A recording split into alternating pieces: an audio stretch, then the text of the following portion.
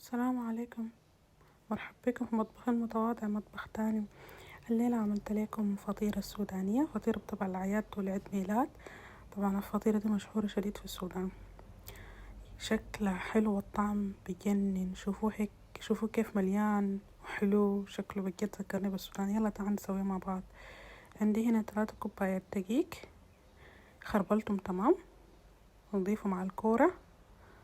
يا دقيق طلع برا شوية. دي معلقتين سكر، ومعلقتين لبن بودرة، نص معلقة ملح، نص معلقة باكنج باودر. نكبهم على الخليط كمان.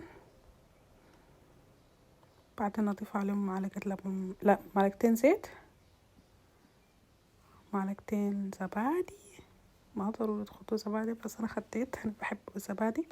بعد كده نجيب 4 كوبايات موية، نكب ونعجن ونعجن. يا ويلي جبت العيد هنا انا. يلا لما شكلها كان حلو كده، خديها ترتاح نص ساعة. بعدين نكبها في السطح العمل الدقيق شوية. هنا انا حبيت نقسم العجينة لاتنين عشان حسيتها هيطلع كبير وطويل معي. عجنت خطيت النص التاني، هستخدم اللي بعدين خليها ترتاح اكتر عشان تطلع احلى اكتر.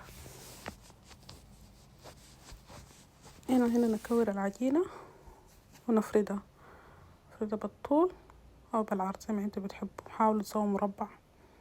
هنا قصيت الزوايا وقصيتهم شكل مثلثات، ده اكتر شكل مشهور في السودان. شكل المثلثات دي حلو،